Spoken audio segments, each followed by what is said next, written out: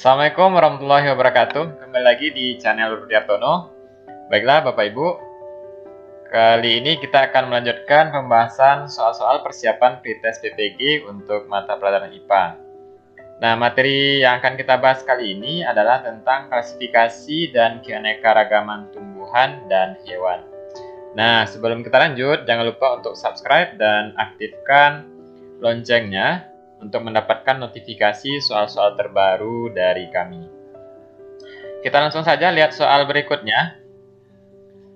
Penelitian modern menunjukkan bahwa kingdom Plantae tumbuhan memiliki kekerabatan paling dekat dengan protista fotosintetik yang disebut alga hijau atau Charophyta.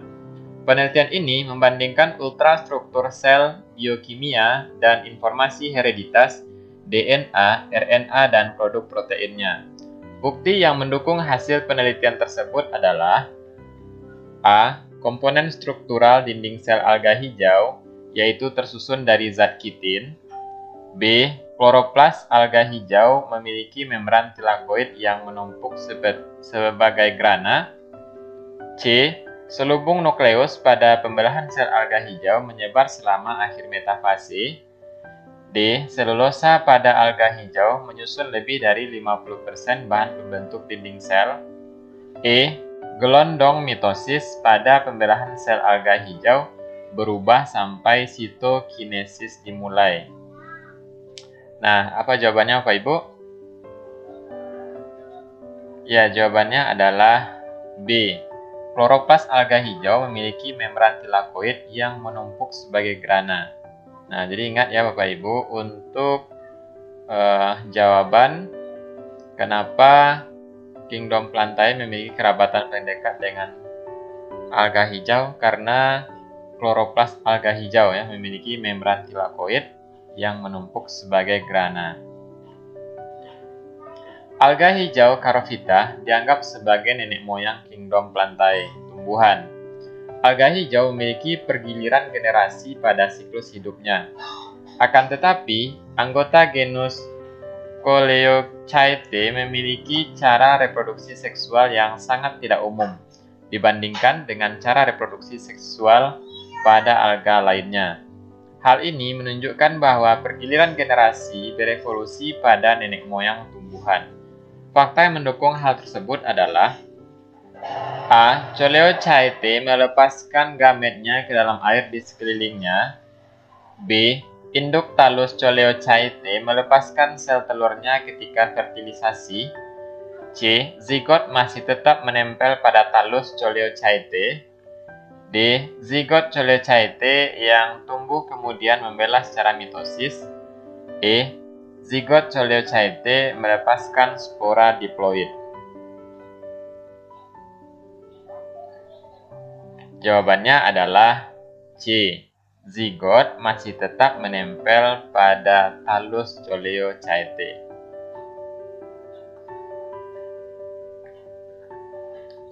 Kingdom Plantae tumbuhan terdiri atas tumbuhan lumut, tumbuhan paku, dan tumbuhan berbiji. Ketiga kelompok ini menunjukkan persamaan sebagai kingdom Plantae, tetapi juga memiliki perbedaan dalam beberapa hal. Pernyataan yang benar untuk menjelaskan hal tersebut adalah A. Tumbuhan lumut dan tumbuhan paku tidak memiliki vaskuler atau pembuluh, sedangkan tumbuhan berbiji memiliki pembuluh xilem dan floem. B. Tumbuhan lumut tidak memiliki vaskuler pembuluh, sedangkan tumbuhan paku dan tumbuhan berbiji memiliki vaskuler atau pembuluh. C. Tumbuhan paku dominan sebagai tumbuhan penghasil gamet, sedangkan tumbuhan lumut dan tumbuhan berbiji lebih dominan menghasilkan spora. D. Tumbuhan lumut, tumbuhan paku, dan tumbuhan berbiji sama-sama memiliki pergiliran generasi pada siklus hidupnya. E. Tumbuhan lumut, tumbuhan paku, dan tumbuhan berbiji melakukan pembuahan ganda dalam siklus hidupnya. Jawabannya adalah B. Tumbuhan lumut tidak memiliki vaskuler atau pembuluh, sedangkan tumbuhan paku dan tumbuhan berbiji memiliki vaskuler atau pembuluhnya. Ingat ya Bapak Ibu, pada tumbuhan lumut itu tidak memiliki vaskuler, sedangkan pada tumbuhan paku dan tumbuhan berbiji memiliki vaskuler. Perhatikan pernyataan-pernyataan berikut. 1. Menutupi paling tidak 3% permukaan daratan bumi seperti karpet dengan kerapatan tertinggi pada garis lintang utara. 2. Struktur tubuhnya berbentuk lobus dan memiliki keanekaragaman yang paling besar di hutan tropis. 3. Mengikat banyak sekali karbon organik karena berlimpahnya bahan-bahan resisten yang dimilikinya. 4. Generasi sporofitnya membentuk kapsul memanjang yang tumbuh seperti tanduk dari hamparan gametofit yang menyerupai keset. Bukti-bukti yang mendukung karakteristik lumut daun adalah A, 2, dan 3 karena merupakan sifat dari Anthoceros sp. B, 3 dan 4 karena merupakan sifat dari Riccia nutans. C, 1 dan 2 karena merupakan sifat dari Polytrichum sp. D, 2 dan 4 karena merupakan sifat dari Marchantia polymorpha. E, 1 dan 3 karena merupakan sifat dari Sphagnum sp. Nah, kita analisa satu persatu. Jadi, ciri nomor 1 benar ya Bapak Ibu, itu merupakan ciri dari lumut daun. Kemudian nomor 2 adalah ciri-ciri dari lumut hati. Contohnya Marchantia polymorpha. Jadi jawaban D sudah jelas salah. Kemudian yang ketiga, mengikat banyak sekali karbon organik. Ya, ini juga benar. Ini juga merupakan ciri-ciri dari lumut daun. Kemudian yang keempat, generasi sporofitnya membentuk kapsul. Bukan ya, ini merupakan ciri-ciri dari lumut tanduk. Contohnya Anthoceros sp. Jadi A juga salah. Jadi pernyataan 2 dan 4 salah, maka jawaban yang benar adalah E ya, 1 dan 3 karena merupakan sifat dari Sphagnum sp. Kemudian ini sudah dijelaskan tadi, Anthoceros ini merupakan jenis dari lumut tanduk. Kemudian Riccia nutans merupakan salah satu jenis dari lumut hati, dan Polytrichum merupakan contoh dari lumut daun, tapi dari segi ciri-cirinya ini salah ya. Ana, Andi, dan Agus sekelompok dalam praktikum identifikasi tumbuhan paku. Berikut disajikan hasil identifikasinya. 1. Tumbuh pada pohon sebagai epifit tumbuhan. 2. Dikenal dengan istilah ekor kuda. 3. Dikenal dengan istilah lumut gada atau pinus tanah. 4. Merupakan paku homospora. 5. Memiliki daun majemuk. 6. Dikenal dengan istilah pakis. Ana menyimpulkan bahwa 1 dan 3 adalah anggota divisi Lycophyta.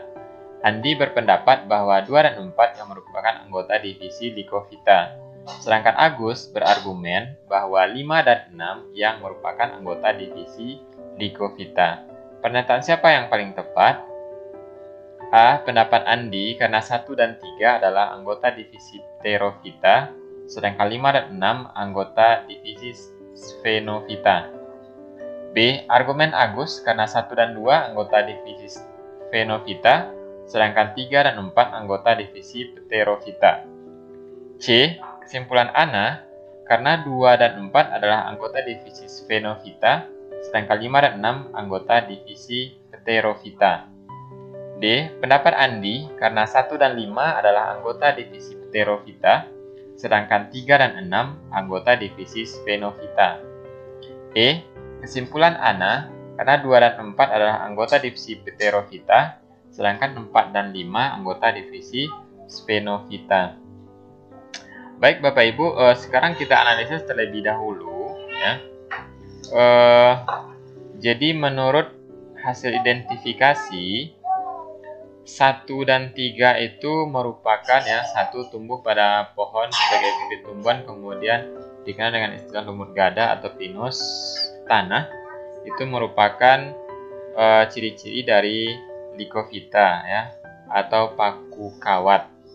Kemudian 2 dan 4 ya, dikenal dengan istilah ekor kuda dan merupakan paku homospora, merupakan ciri dari Sphenophyta atau paku ekor kuda. Dan ciri-ciri nomor 5 dan 6 itu memiliki daun majemuk dan dikenal dengan istilah pakis. merupakan ciri-ciri dari Pterophyta atau paku sejati atau dikenal juga dengan istilah pakis ini ya.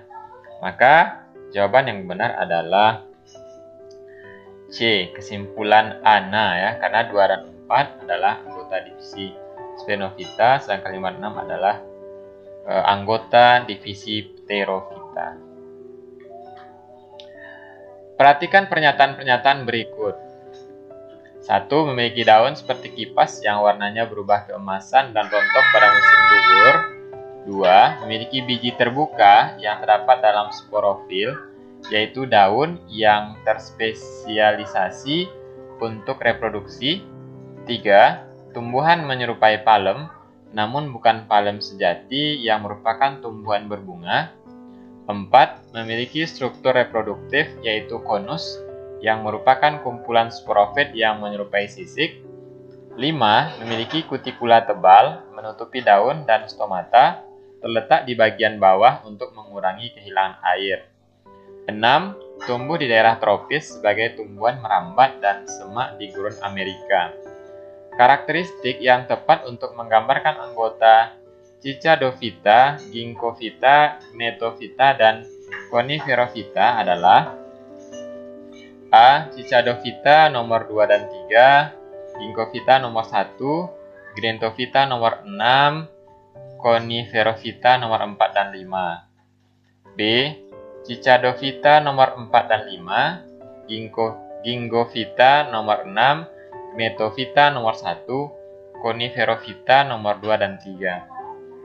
C. Cichadophyta nomor 1 dan 3, Ginkgophyta nomor 2, Gnetophyta nomor 4, Coniferophyta nomor 5 dan 6. D.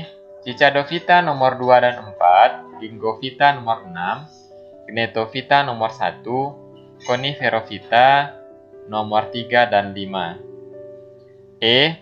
Cichadophyta nomor 1 dan 6, Ginkgophyta nomor 2, Gnetophyta nomor 4, Coniferophyta nomor 3 dan 5. Nah, sekarang kita lihat satu persatu, Bapak Ibu. Nomor 1 merupakan ciri-ciri dari Ginkgophyta. Kemudian nomor 2 dan 3 merupakan ciri-ciri dari Cichadophyta. Kemudian pernyataan nomor 4 dan 5 ya, memiliki struktur reproduktif, kemudian memiliki kutikula tebal. Ini merupakan ciri-ciri dari Coniferophyta. Nah, contohnya gnetum atau melinjo. Kemudian ciri-ciri nomor 6 adalah Gnetophyta. Contohnya semak di gurun Amerika ini ya. Nah, sehingga jawaban yang tepat untuk soal ini adalah A.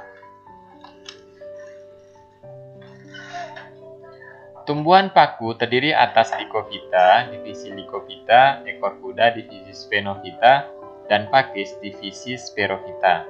Pernyataan yang benar tentang pakis, divisi Sperophyta adalah A. Garis keturunan tumbuhan tak berbiji kuno yang sampai ke radiasi tumbuhan vaskuler awal pada masa Devon. B. Hanya bertahan hidup sekitar 15 spesies dari genus tunggal yang tersebar sangat luas. Equisetum umumnya di lokasi yang lembab seperti tepian aliran air sungai. C. Memiliki daun yang umum disebut frond yang majemuk, yang berarti masing-masing daun terbagi menjadi beberapa lembaran. D. Tumbuhan tropis yang tumbuh pada pohon sebagai epifit atau tumbuhan yang menggunakan organisme lain sebagai substrat, akan tetapi bukan parasit.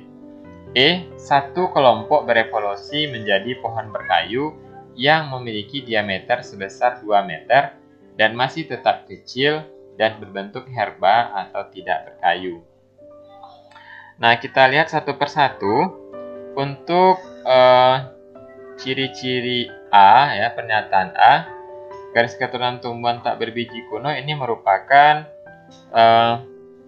pernyataan yang berkaitan dengan Sphenophyta. Kemudian B, hanya bertahan hidup sekitar 15 spesies, juga menunjukkan ciri dari Sphenophyta. Kemudian C, ini menunjukkan ciri dari Sperophyta. ya, memiliki daun yang umum disebut frond. Ingat ya, Bapak Ibu, daun yang umum disebut frond ini merupakan ciri dari pakis atau Sperophyta. Kemudian tumbuhan tropis yang tumbuh pada pohon sebagai epifit ini merupakan ciri dari Lycophyta. Kemudian yang E ini bukan merupakan ciri dari tumbuhan paku. Jadi jawabannya adalah C.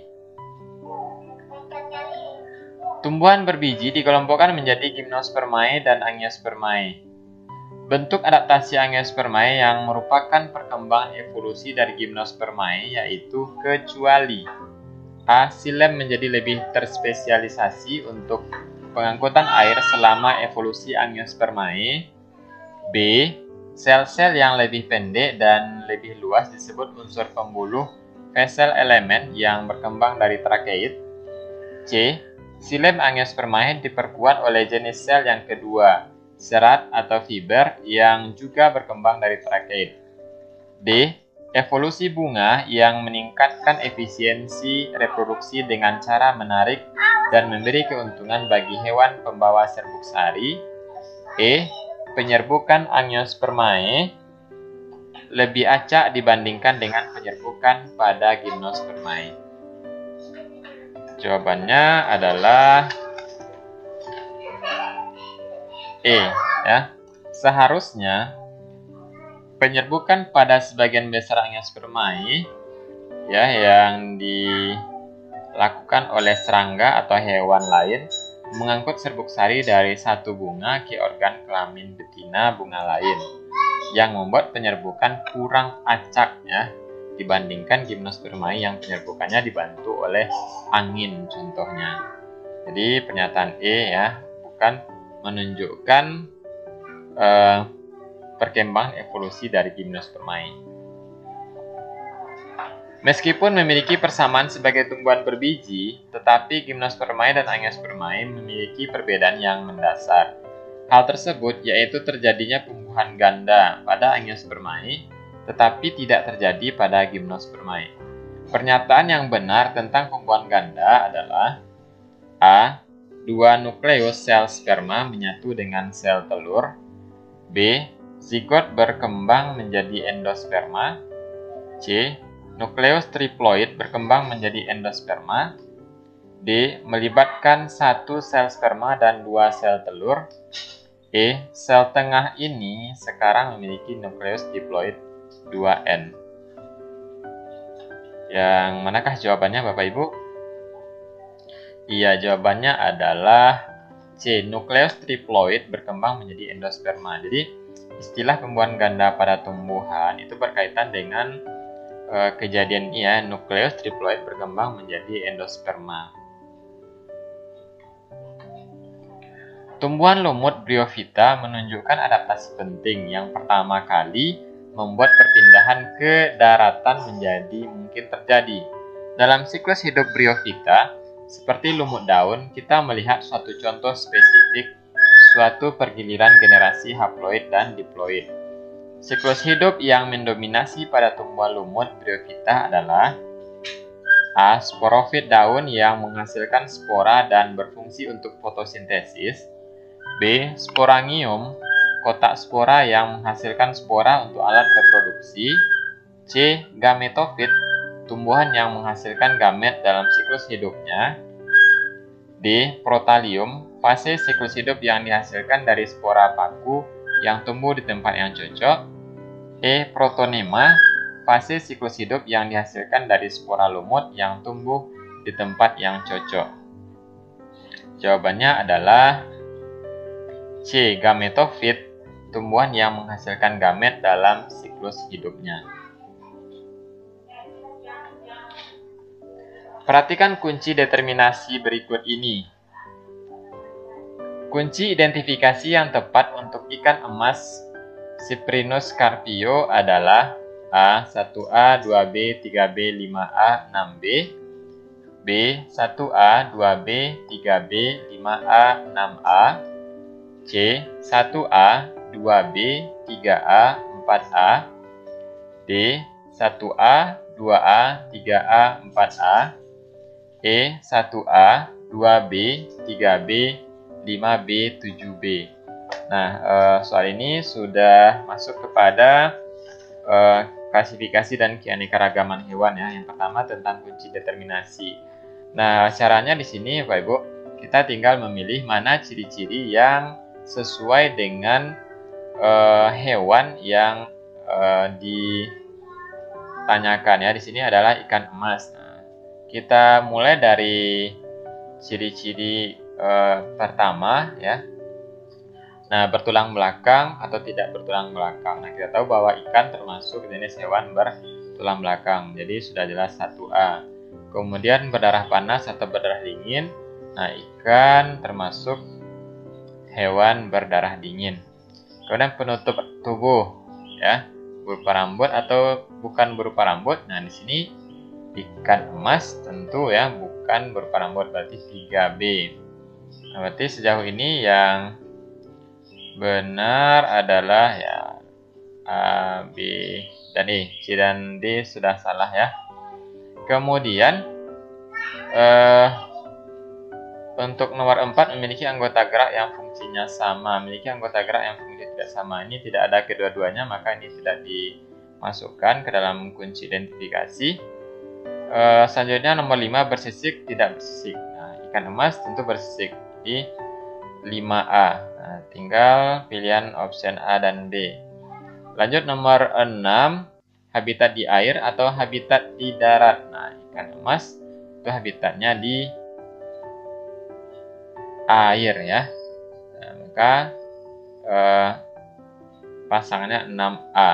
Nah, sehingga sudah ditemukan kunci identifikasinya adalah B ya, 1A, 2B, 3B, 5A, dan 6A. Perhatikan kunci determinasi berikut ini. Berdasarkan kunci determinasi, kunci identifikasi 1A, 2B, 3B, 5A, 6B dimiliki oleh hewan. Nah, untuk cara termudah kalau diberikan kunci identifikasi Bapak Ibu, sebaiknya kita mulai melihatnya dari belakang ya. 6B habitat di darat ya. Kemudian 5A bersisik di darat dan bersisik. Nah, dari sana sudah jelas bahwasanya arahnya menuju jawaban kadal ini ya.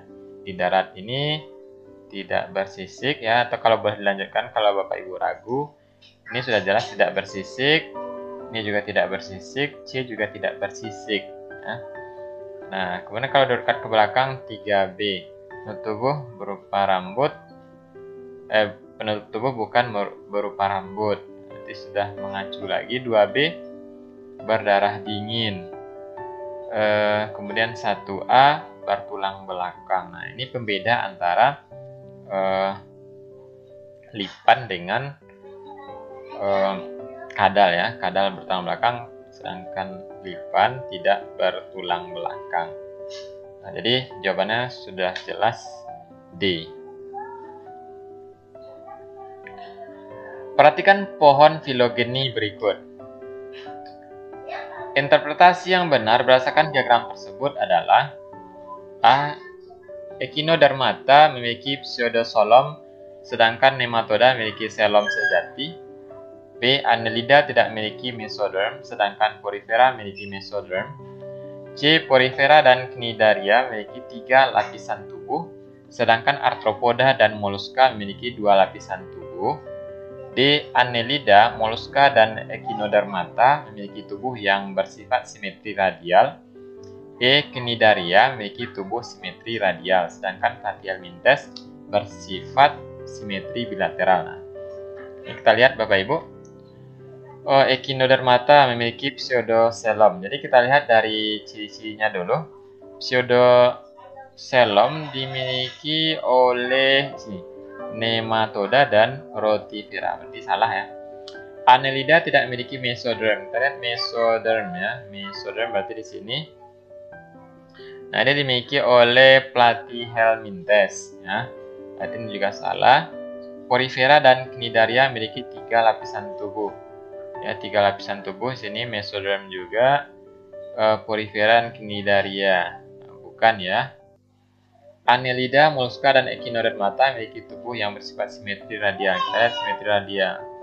Nah, ini ternyata dimiliki oleh Cnidaria dan Ctenophora ya. Kemudian Cnidaria memiliki tubuh simetri radial. Cnidaria, ya benar. Platyhelminthes bersifat simetri bilateral. Simetri bilateral Platyhelminthes, ya benar ya. Maka jawabannya adalah E. Jadi dalam menganalisa pohon filogenis, sebaiknya Bapak Ibu lihat dulu ciri-cirinya, baru dikaitkan ke atas ke jenis hewannya. Spons adalah hewan yang sesil menempel yang tampak sangat diam bagi mata manusia, sehingga orang Yunani kuno meyakini mereka sebagai tumbuhan. Spons tidak memiliki saraf atau otot, tetapi masing-masing sel dapat mengindera dan bereaksi terhadap perubahan lingkungan. Berdasarkan sifat spikulanya, filum Porifera dibagi menjadi 3 kelas. Pasangan yang tepat antara kelas dengan karakteristik dan contoh adalah, di sini bisa kita lihat Bapak Ibu, ada kelas Hexatinellida calcarea, Hexatinellida calcarea Demospomia. Nah, jawaban yang benar untuk soal nomor 14 ini adalah B ya. Kelas calcarea karakteristiknya mempunyai rangka yang tersusun dari zat kapur, contohnya adalah Schipa sp. Pohon evolusi menggambarkan suatu rangkaian hipotesis mengenai filogeni hewan. 4 titik pokok percabangan evolusi pada pohon silsilah yaitu A. Parazoa, tidak memiliki jaringan sejati. B. Radiata dan Bilateria adalah cabang utama Eumetazoa. C. Evolusi rongga tubuh menghasilkan hewan yang lebih kompleks. Dan D. Coelomata bercabang menjadi Protostoma dan Deuterostoma. Pasangan yang tepat antara kategori hewan dengan ciri utama bangun tubuh dan filum adalah, di sini ada kategori ciri utama bangun tubuh dan filum ya. Kita lihat satu persatu. Coelomata itu rongga tubuh sepenuhnya dilapisi oleh mesoderm. Contohnya adalah nematoda atau cacing gilik. Berarti A salah ya. Kemudian A. Coelomata, tubuh padat tanpa rongga tubuh. Kemudian cirinya adalah Platyhelminthes atau cacing pipih. Ini juga salah. Kemudian Radiata, cirinya adalah simetri radial dan diploblastik atau 2 lapisan nuftah, eksoderm dan endoderm. Contohnya adalah Cnidaria, ubur-ubur, anemon laut, karang, hidra. Kemudian Protostoma, ya pembelahannya spiral. Kemudian contohnya adalah Bekicot. Sedangkan untuk Pseudocoelomata, ciri-cirinya sebenarnya ada rongga tubuh antara saluran pencernaan dan dinding tubuh tidak sepenuhnya dilapisi oleh mesoderm. Contohnya adalah Rotifera. Nah, sehingga jawabannya adalah D. Perhatikan hewan-hewan Cnidaria berikut. Karakteristik yang tepat untuk menggambarkan hewan-hewan tersebut adalah, ini ada pilihan ya antara hewan, kemudian habitat, tahapan medusa dan tahapan polip. Nah, bisa kita jelaskan satu persatu. A, untuk hewan A, anemon laut, itu habitatnya di air laut. Kemudian tahapan medusa tidak ada, tahapan polip ada. Ya. Kemudian B, hidra, hidupnya di laut. Benar ya. Kemudian tahapan medusa ada, polip ada. Berarti di sini salah. Kalau A tadi benar semuanya Bapak Ibu, jadi kemungkinan jawabannya adalah A. C, ubur-ubur ya Bapak Ibu ya. Habitatnya di laut, berarti di sini sudah salah habitatnya. Kemudian D, koral, hidup di laut. Nah, di sini habitatnya air laut dan air tawar, ini juga salah. Kemudian E, kapal perang Portugis hidup di laut. Ini juga salah, air laut dan air tawar. Maka tidak perlu lagi kita lihat ke belakangnya. Nah, maka jawaban untuk saat ini sudah jelas adalah A. Perhatikan pernyataan-pernyataan berikut. Tidak ada kepala atau sistem pencernaan. 2. Predator dan pemakan bangkai. 3. Parasit di air laut dan air tawar. 4. Parasit pada hewan vertebrata. 5. Memiliki scolex dan proglotid. 6. Memiliki larva bersilia. 7. Sebagian besar menginfeksi permukaan eksternal ikan. Ciri-ciri yang tepat untuk mendeskripsikan hewan berikut adalah A. 1, 5, dan 6, B. 3, 5, 7, C. 5, 6, 7, D. 1, 4, 5, E. 2, 3, 4. Nah, gambar ini merupakan gambar dari cacing pita ya, dari kelas Cestodia. Nah, ciri-cirinya adalah yang pertama parasit vertebrata. Kemudian jadi di sini parasit pada hewan vertebrata 4 ya. Berarti 4 benar. Scolex yang bertaut pada inang. Oke, 5. Proglotid menghasilkan telur dan pecah setelah fertilisasi. Tidak ada di sini. Tidak ada kepala atau sistem pencernaan. Itu ditunjukkan oleh nomor 1. Kemudian sejarah hidup dengan 1 atau lebih inang perantara. Sehingga jawabannya adalah 1, 4, 5. Yaitu D. Bangun dasar tubuh moluska telah berkembang dengan berbagai cara pada kelas yang berlainan dalam suatu filum. Di antara 8 kelas, 4 diantaranya yaitu Polyplacopora, chiton, Gastropoda, bekicot, dan slug, Bivalvia remis, tiram, dan Cephalopoda, cumi-cumi, gurita, dan nautilus. Penjelasan yang tepat untuk kelas gastropoda adalah A. Hidup di laut, cangkang dengan 8 lempeng, kaki digunakan untuk pergerakan, kepala tereduksi. B. Hidup di laut, air tawar, atau di darat, tubuh tidak simetris, umumnya memiliki cangkang yang melintir, cangkang tereduksi, atau tidak ada sama sekali pada beberapa spesies. Kaki untuk pergerakan ada radula. C. Hidup di laut dan air tawar, cangkang pipih atau rata dengan 2 katup, kepala tereduksi, insang berpasangan, sebagian besar makan dengan menyaring, mantel berbentuk sifon. D. Hidup di laut, kepala dikelilingi oleh tentakel yang menjerat, umumnya dengan penyedot, cangkang eksternal, internal, atau absen, mulut dengan atau tanpa radula, pergerakan dengan menggunakan sifon yang terbuat dari mantel. E. Kepala yang berkembang biak, masing-masing segmen umumnya memiliki parapodia dengan setae, tinggal dalam tabung, dan ada juga yang hidup bebas. Nah, untuk gastropoda, ciri-cirinya adalah hidup di laut, air tawar, atau di darat, tubuh tidak simetris, umumnya memiliki cangkang yang melintir. Ya. Nah, sedangkan untuk yang A, ini merupakan ciri-ciri dari Polyplacopora. Jadi ingat, 8 lempeng, itu 8 itu istilahnya poli. Ya, ingat Bapak Ibu. Kemudian untuk C, cangkang pipih, ini ciri-ciri dari Bivalvia. Kemudian D, ya, tentakel yang menjerat, ini adalah ciri-ciri dari Cephalopoda. Dan kepala yang berkembang biak, masing-masing segmen memiliki parapodia dengan setae, ini merupakan ciri-ciri dari Polychaeta dari filum Annelida, bukan filum Mollusca ya. Jadi jawabannya adalah B. Hidup di laut, air tawar, atau di darat. Jadi ingat, ciri-ciri dari gastropoda itu yang paling jelas adalah tubuh tidak simetris, kemudian umumnya memiliki cangkang yang melintir, ya, seperti siput. Anggota filum Annelida hidup di laut, sebagian besar habitat air tawar dan tanah lembab. Beberapa hewan Annelida akuatik berenang untuk mencari makan, tapi sebagian besar tinggal di dasar dan bersarang di dalam pasir dan endapan lumpur.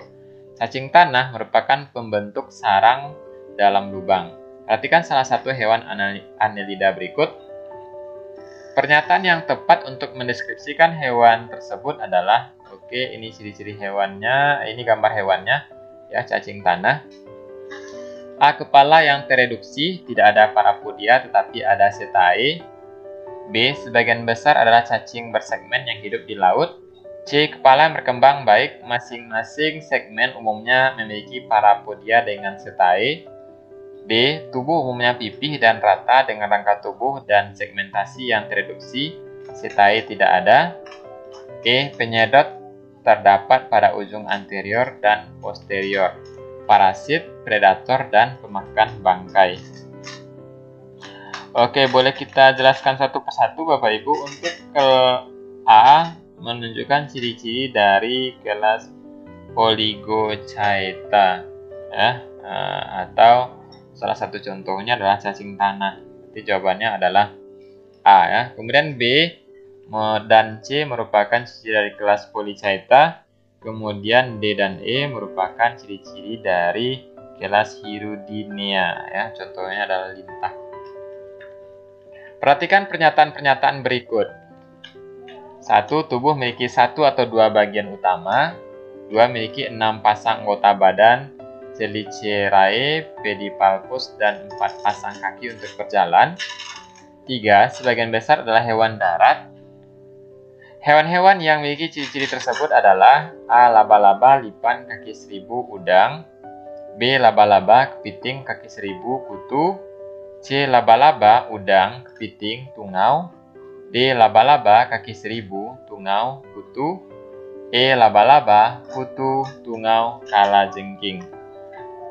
Nah, dilihat dari ciri-ciri yang ditampilkan di sini Bapak Ibu, ini merupakan ciri-ciri dari kelas Arachnida. Nah, apa contoh hewan pada kelas Arachnida? Itu laba-laba, kutu, tungau, dan kalajengking. Jawabannya adalah E. Nah, itulah Bapak Ibu contoh-contoh soal untuk persiapan pretest PPG Mapel IPA untuk materi klasifikasi dan keanekaragaman tumbuhan dan hewan. Ya, lumayan juga menguras Bapak Ibu, ya, karena di sini banyak konsep-konsep tentang tumbuhan dan hewan yang harus kita pahami. Nah, mudah-mudahan contoh soal ini dapat membantu Bapak Ibu dalam menghadapi persiapan pretest PPG. Nah, jangan lupa untuk menyaksikan video-video kami selanjutnya. Terima kasih atas perhatian Bapak Ibu, semoga bermanfaat. Assalamualaikum warahmatullahi wabarakatuh.